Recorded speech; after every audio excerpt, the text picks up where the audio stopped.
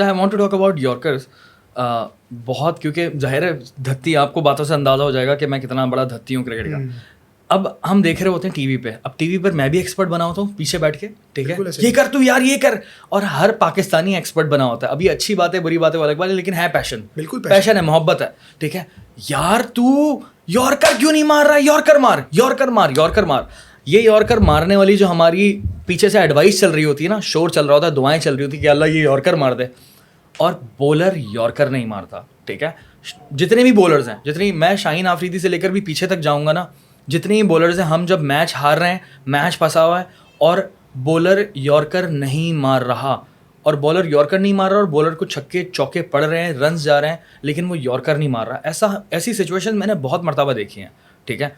So I am just trying to decode this कि yorker ऐसी situation में मारने से बॉलर घबराता क्यों है और क्या वजह होती है, मुझे थोड़ा सा एक्सप्लेन करें।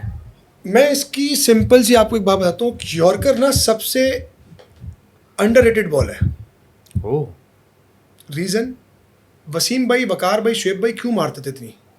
उस वक्त बॉल रिवर्स बहुत होता था, और जब बॉल रिवर्स होता है ना तो यॉर्कर सबसे बेस्ट बॉल है, क्योंकि बैट्समैन लाइन देखता है और उस लाइन पे जाता है, और वो लेट स्विंग होता है तो उसको टाइम ही नहीं मिलता फिर पकड़ने का।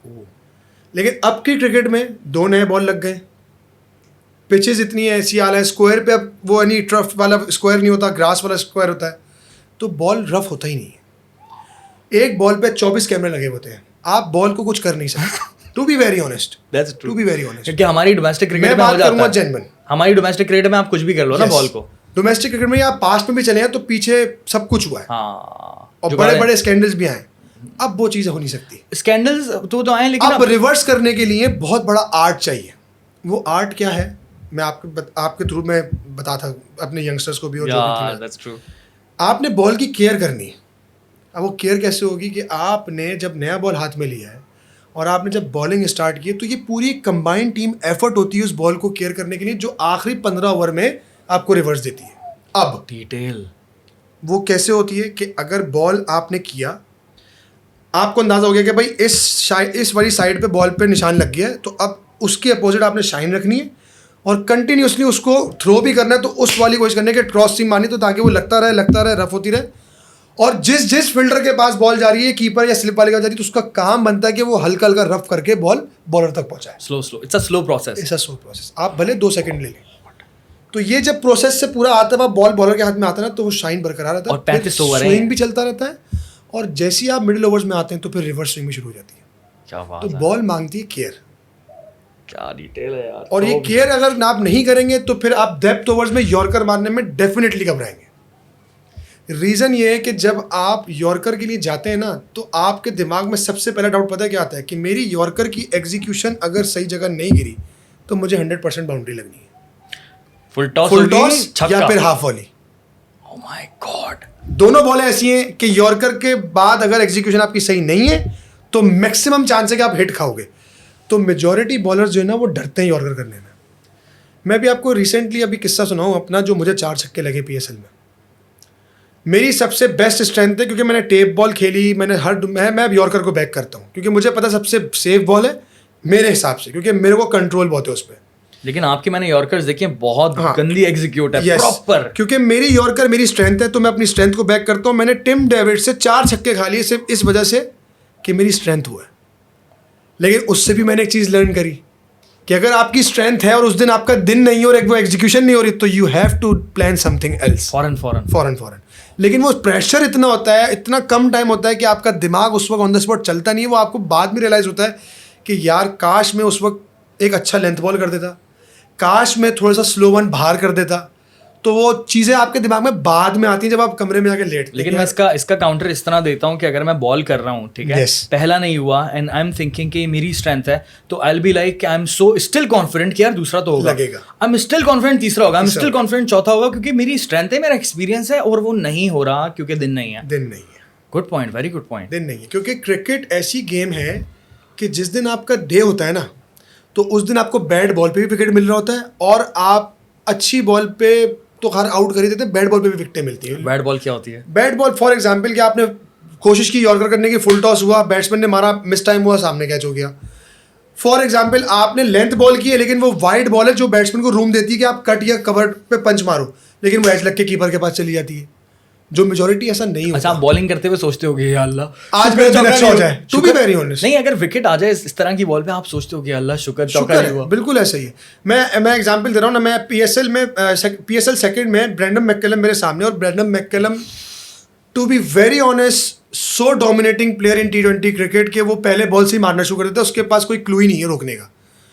अब उसने समी बाई को और एक और आंड्रे रसल के ओवर में पहले 2-3 ओवर में उसने मारदार शुरू कर दी। 3 ओवर में 42 रन लगे में जी, ब्रैंडन मैककलम के सामने मैं आ गया। जो समी बाई और आंड्रे रसल जो 140 वाले बॉलर है, उसके बाद आ गया 128 वाला बॉलर। अब मैंने मिसबा भाई से बात की ना, मिसबा भाई इसको मैं क्या करूँ? कह रहा तू ना सिर्फ डंडों में बॉल कर। मैंने पहला बॉल किया, मेरे प्रेशर में डंडों वाला बॉल गिरा शॉर्ट ऑफ लेंथ, जो उसकी स्ट्रेंथ है, और ये दुबई स्टेडियम में मैच हो रहा है, Brendon McCullum, and that is Brendon McCullum. आप बिलीव करें उसने शॉट मारी है, क्योंकि वो खेल रहा था पिछले 2 ओवर पहले 145 144 वाला बॉलर, मैं आया 129 और 30 वाला बॉलर। तो जो उसने जिस लेंथ को देख के शॉट मारा ना, तो वो बैट स्पीड, अर्ली आ गया। बैट स्पीड जब अर्ली आया तो उसका एज लगा और सीधा स्क्वायर लेग के हाथ में कैच। तो you know what I mean, कि आपका अच्छा दिन भी हो ना तो बैट बॉल भी आपको विकेट मिल जाती है। क्या बात ये है, छोटी छोटी चीजें होती हैं बड़ी, जो एकदम गेम चेंज कर देती है। और उसके बाद जब दोबारा वो अगले मैच में आता तो मैंने प्रॉपर उसको प्लान करके आउट किया। वो कैसे आउट किया प्लान मैं आपको बताता हूँ, बड़ी इंटरेस्टिंग स्टोरी है, क्योंकि उससे पहले उसने एक मैच में 50 भी कर दिया था। तो मिसबा भाई हम लोग सब बैठे हुए टीम से मारा, तो उन्होंने बोला यार मैककलम ने पिछले मैच में रन किए, ये फॉर्म में आ गया, तो उसको क्या करना है। मैंने कहा मिसबा भाई मैं तो ओवर करता हूँ तीसरा या चौथा, तो आप मेरे लिए एक काम कीजिएगा, इसको मिड विकेट और स्क्वायर लेग दोनों पीछे कर दीजिएगा, क्योंकि मैंने इसको पिछले गेम में वही आउट किया हुआ है शॉर्ट ऑफ लेंथ पे, क्योंकि वो तो मुझसे गलती से हो गई थी, लेकिन ये समझ रहा होगा कि शायद यार इसने प्लान करके आउट किया। मैंने कहा आप मुझे 2 फील्डर पीछे दीजिएगा और मैं इसको पहला बॉल यॉर्कर मारूंगा। अब वो पहला बॉल यॉर्कर मारने का मेरा मकसद ये कि अगर वो स्लॉक करने भी जाता है तो मेरा प्रोटेक्शन उधर है, तो मैं बच जाऊंगा, और अगर वो रोक लेता तो डॉट बॉल है। मैंने कहा पहला यॉर्कर करूंगा, दूसरा इसको करूंगा back of the hand slow one, क्योंकि अगर उसने इसको पहला यॉर्कर किया तो मेरा यॉर्कर फुल टॉस मारने के लिए लेंथ बॉल एक्सपेक्ट करेगा, वो निकल के सामने मारने जाएगा। तो आप वो वीडियो देखिएगा और वो मैच की हाईलाइट्स निकालिएगा। पहला बॉल यॉर्कर हुआ है, दूसरा बॉल मैंने उसको बैक ऑफ द हैंड किया, वो रिसीव हुआ और सामने मिड ऑफ पे कैच मिसबा भाई के हाथ में। वाओ, क्योंकि मारने में वही शॉट किया था, लेकिन वो पेस से रिसीव हुआ तो मिड ऑफ पे कैच। तो आपकी प्लानिंग 70-80% कामयाब होती है, लेकिन उसकी माइंड की क्लियरिटी होना बहुत ज़रूरी है। इसी तरीके से बहुत सारे प्लेयर्स आते हैं, लेकिन जब आप बड़ा नाम देखते हो ना, तो मेरी थ्योरी है कि मैं नाम नहीं देखता। मैं ही नहीं देखता क्रिस गेल खेल रहा है, मैं ही नहीं देखता जॉय रूट खेल रहा है, मैं ही नहीं देखता विलियमसन खेल रहा है, क्योंकि मेरे हाथ में है बॉल, और बॉलर ही पूरे क्रिकेट के गेम को चला रहा है। That's true, that's true.